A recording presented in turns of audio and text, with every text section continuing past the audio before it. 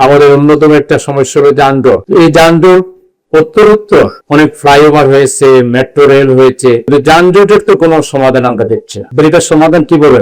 আমরা এই ব্যাপারে অভিজ্ঞ লোকদের সাথে বসেছিলাম, কিছুটা অভিজ্ঞতা দেশ বিদেশে সফর করে আমাদের আছে। এই যে পরিমাণ গাড়ি শহরে প্রবেশ করে, প্রবেশ মুখগুলোতে যদি গাড়িকে কন্ট্রোল করা না হয়, এখানে যদি multi level car parking terminal করানো, প্রত্যেকটা প্রবেশ মুখগুলোতে যদি multi level underground overground car parking terminal করা হয়, তাহলে গাড়ির স্রোত শহরের ভিতরে প্রবেশ করার ক্ষেত্রে এখানে একটা বাধা। তারপরে বড় বড় যে মার্কেট গুলো আছে, এই মার্কেট গুলোর আশপাশে এই multi level car parking terminal করতে হবে। এখন গাড়ি যদি সবাই যার যার ইচ্ছা মতো রাখতে চায়, তাহলে এটা ট্রাফিক দিয়ে হোক আর গাড়ি দিয়ে হোক কোনো কিছু ভিতরে সমাধান করতে পারবে। সমাধানের উয়ে তো নাই।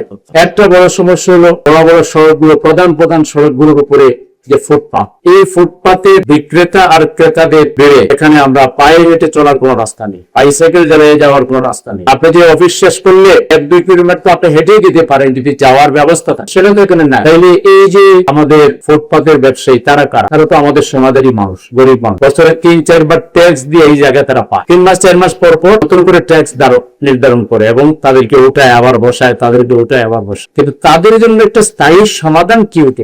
আমরা নগরবিদ যারা আছে তাদের সাথে কথা বলে দেখেছি, এই যে ফুট ওভারব্রিজ গুলো যেভাবে খালি জায়গার উপরে ফুট ওভারব্রিজ করা হয়েছে না, এরকম তো আরো খালি জায়গা আছে। সেই জায়গার উপরে প্রযুক্তির ব্যবহারের মাধ্যমে আমরা যদি শেড ব্যবহার করে উপরে ফুটপাথ গুলো নিয়ে যাই, সিঁড়ি থাকলো, যার দরকার উপরে সিঁড়িতে গিয়ে সে ফুটপাথ সেখান থেকে কেনাকাটা করলো, এর উপরেই থাক, দরকার ওখানেই থাক। আমার নিচের রাস্তা চলাচলের রাস্তাটা তো আমাকে ক্লিয়ার করতে হবে। এটার কারণে শুধু এইটাও হয় না, এই যে আমাদের বর্জ্য ব্যবস্থাপনা, আমাদের যে নালা নর্দমা গুলোতে অনেক বেশি যে আবর্জনা এবং প্লাস্টিক টাস্টিক, এটার অন্যতম কারণ হলো এই ফুটপাতের ব্যবসা। পাঞ্জাবের জগতে একটি বিশ্বস্ত নাম শাবাব এথনিক ওয়্যার। এখান থেকে কিন্তু ময়লার সবচেয়ে বড় যোগানটা। তাহলে বর্জ্য ব্যবস্থাপনার দিক থেকে এটা একটা সহায়ক একটা বিষয়। অন্যদিকে এখানে যদি ফুটপাত না থাকে, মানুষের চলাচলের যে জায়গাটা সেটা হয়, যানজটটা কমে যায়। পৃথিবীর বহু জায়গায় আছে রুট রেশনালাইজেশনের মাধ্যমে বাসগুলোকে একটা কনসোর্টিয়ামের মধ্যে এনে বাসগুলো নির্দিষ্ট রুটে নির্দিষ্ট বাস চলবে,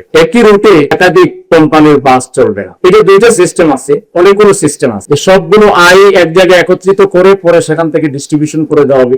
আবার হতে পারে যে না, যে রুটে চালাবে এই রুটের আয় তারই থাকবে, রুট ঠিক করে দেওয়া, কমিটি রুট করে দিবে যে এই রুটে এই বাসগুলো চলবে, এই রুটে বাসগুলো চলবে।